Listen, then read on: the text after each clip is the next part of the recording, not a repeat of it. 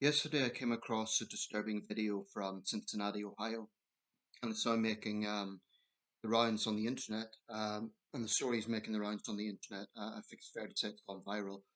Um, but the glaring thing about this is the strong perception of double standards, namely that what we have in this case is a black mob attacking a white couple in a very brutal and violent way, and a situation whereby it's being described as a brawl and a fight.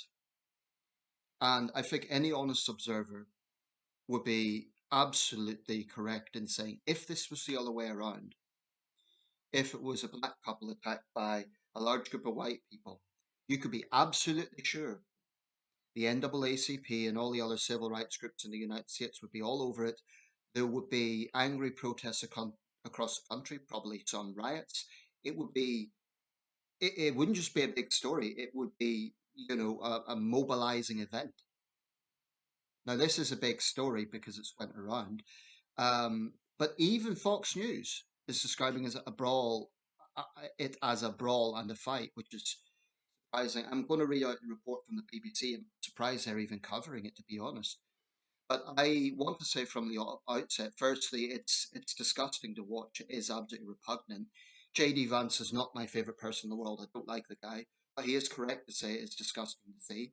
He is correct to say that there should be heavy penalties brought up against the perpetrators.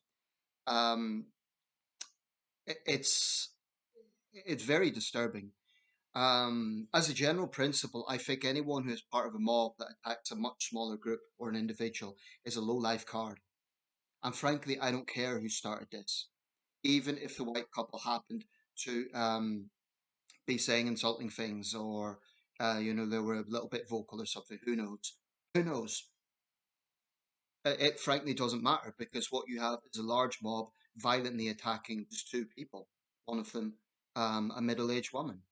So it's horrendous. Um, I think definitely there needs to be a thorough investigation as to the motivation of this. Some will try to dismiss it just as a brawl and fight. Now, in the title of my video, I will resist the temptation to say racist mob attack couple because I can't say that 100% is the case.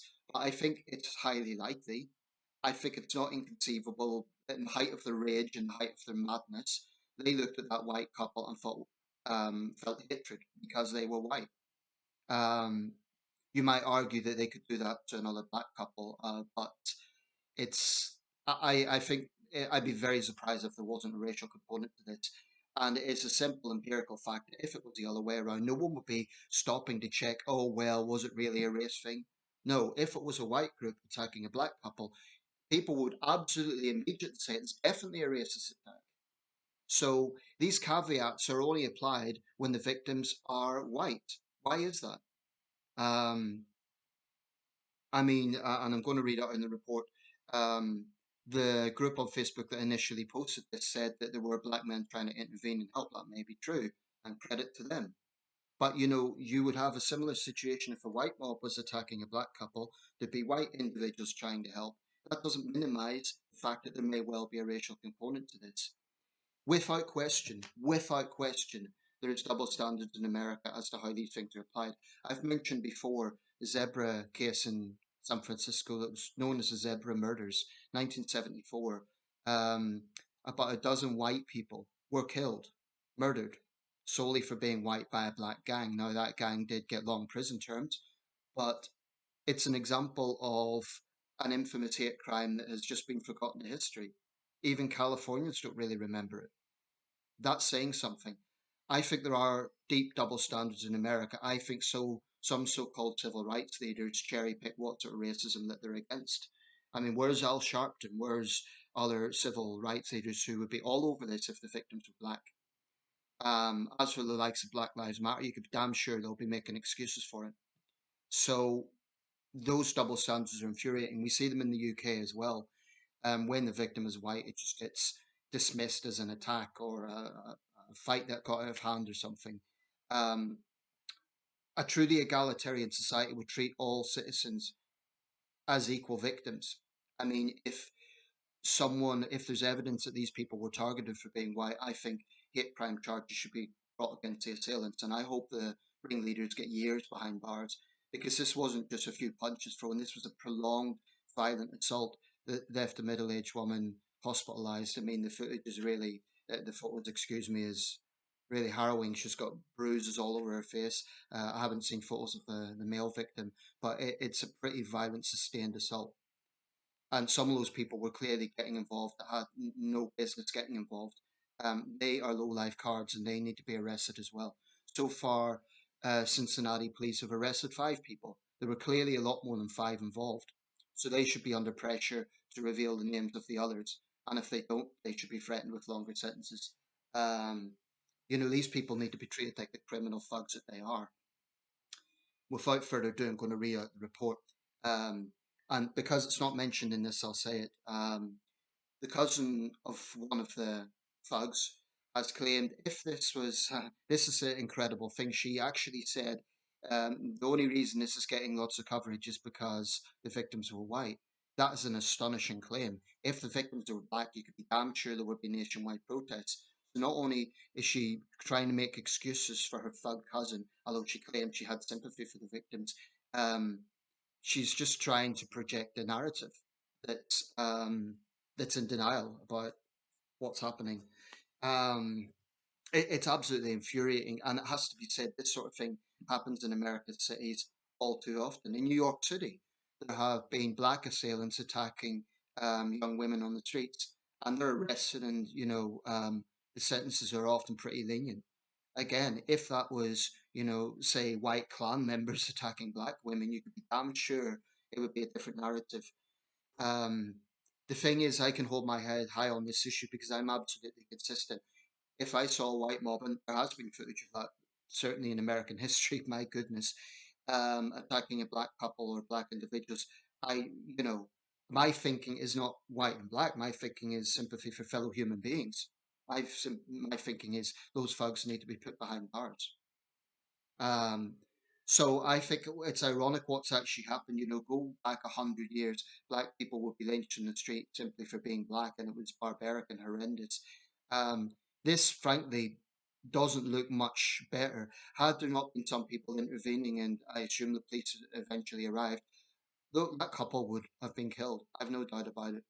Um, there was a similar case, I should say, in Boston in 2013, when 4 white guys were in a sort of parking lot under a building, and there was some verbals, and a large mob of East Asian guys, predominantly Vietnamese, attacked them. And again, it was described as a fight, as a brawl, and arrests were made.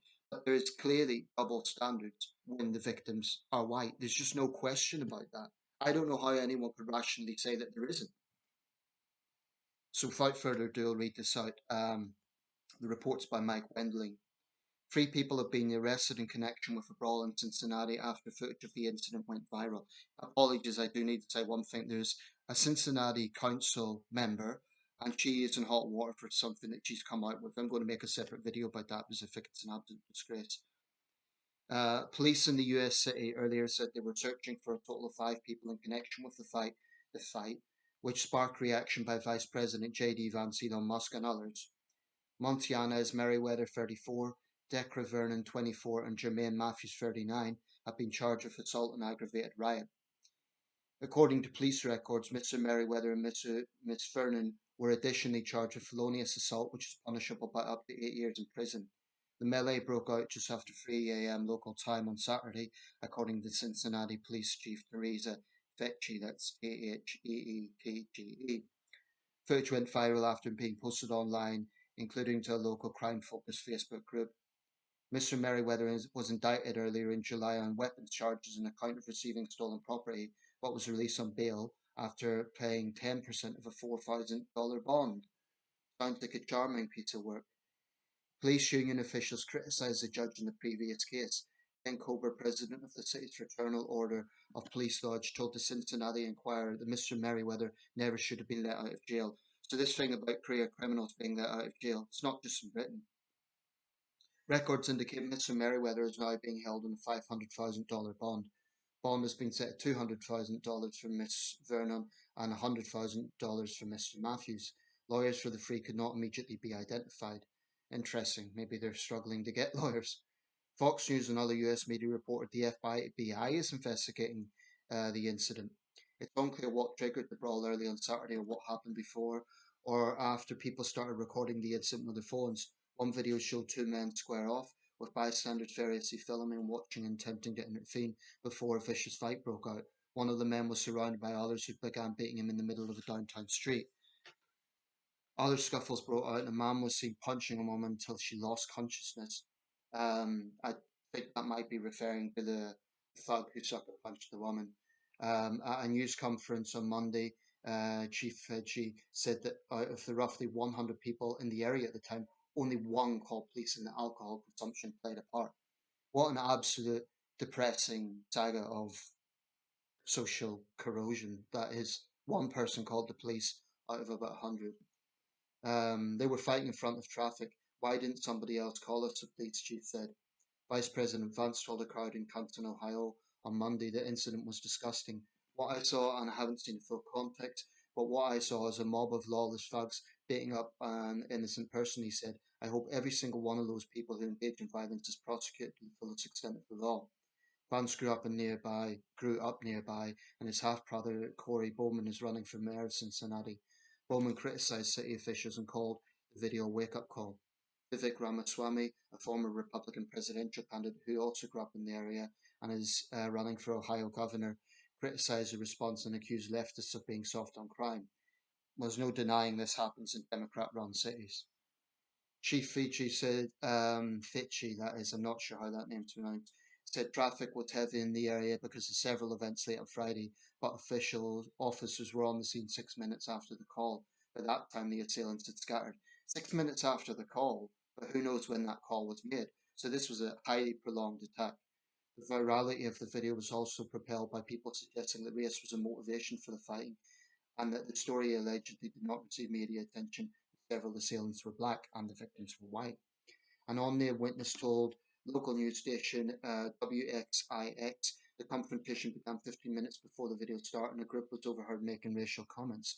One man in the initial confrontation shown in the video was white while several others were black, and the white man was later beaten by a group of what appeared to be mostly black men after the serious violence began. Tell the BBC is being careful with the words. The woman who was punched appeared to be white and struck by a younger black man.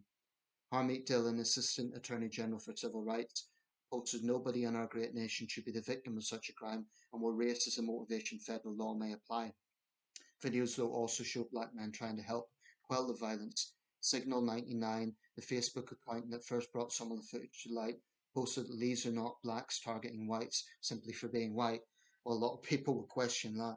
We saw several black men attempt to intervene last night knowing they could be jumped next by the mob, so please stop with this racist commentary, the post also read. The uncertainty around the event did not stop several popular right-wing accounts from speculating about its cause. Horrific. White couple beat by black mob in Cincinnati, wrote the Libs of TikTok account on X. You probably won't see this story in the MSN. Elon Musk replied that to the message and to another tweet, right, and Y0 stories despite coverage in a number of local and national news outlets. But here's the infuriating thing. The BBC is being very careful with the wording there, and they're saying there was speculation that it was race. The BBC, the CNN, you can be absolutely sure that all of those networks, if the victims were black, it would be an absolutely different narrative. There's just no question about that. That's what is infuriating a lot of people, the double standards. Now, in the grand scheme of things, it may be, I'll play the devil's advocate for a second, it may be that race wasn't a factor and it was just alcohol talking and it got out of hand. But it's the double standards where race is a component. That is a racial component. How there's double standards in terms of how white victims versus black victims are portrayed. If there was a drunken brawl that got out of hand and the victims were black, it would be a very different story. So I don't know how anyone could say that there isn't double standards here, and that is what's infuriating, and that is one of the things that drives social wedges in America.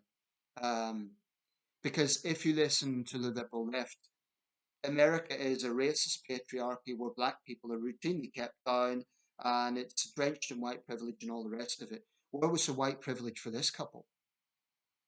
Incidentally, one of the victims, the woman, is said to be a Russian national. I wouldn't go so far as to say it would trigger an international incident, but that's interesting. And apparently, she's now actually left and she's went back to Russia. But I imagine she has had a hospital stay for that. I mean, it was a horrendous injuries. What was disturbing, as she was lying on the ground, she was clearly out cold. We're talking here, I mean, it's awful if it's anyone, but we're talking about a vulnerable middle-aged woman.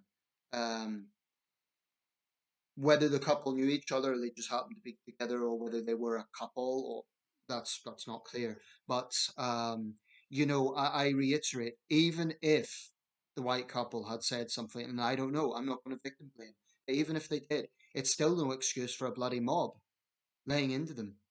If you're part of a mob, you are a coward, you are a thug. It doesn't matter if your friend is involved.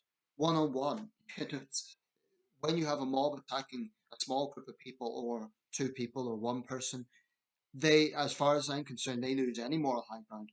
Quite frankly, if the white couple, if they had used the N word, it's still not an excuse for what that mob done. That is a more serious thing. Words, words, no matter how insulting they are, should never warrant this sort of level of violence. It's absolutely disgusting. So I'm pleased arrests have been made. But if these thugs, walk out from, I don't know what Ohio law is, but I hope they get long prison sentences. If they don't, it would be an absolute abomination. And I hope that peaceful protest is organized to protest that decision. Um, the couple are no doubt going to need months and months of rehabilitation therapy. They're going to have PTSD. Any normal person would in this sort of situation. And what is infuriating is one of the thugs involved is obviously a prolific criminal. Why is he not behind bars? Often in the UK, people think, oh, in America, you just get thrown behind bars and that's it. Not necessarily so. Quite often criminals actually do get out. There's soft judges in America as well. It's not a case that across the United States every judge is just throws people behind bars. There's plenty of soft judges in America, and the judge on the previous case who let this guy out has a lot of answers to has a lot of questions to answer. I would argue he's got the blood of this couple on his hands by allowing this violent thug out. So I'll wrap this up, but I am going to make another video specifically about a Cincinnati council member. Now, why is that important? It's important because it gets into the political dynamic. So stay tuned for that. I think it's very relevant. I'm not going to. The only reason I haven't put racist mob attacked couple is it would be irresponsible of me. But I think in all likelihood that is. I think it's a component. I'd be very surprised if it isn't. And people saying, "Oh well, black guys try to help." Like I say, there'll be decent white people who try to help. That doesn't minimize what happened. It doesn't mean that there isn't a racial component there. You know, credit to them, but that doesn't minimize what happened.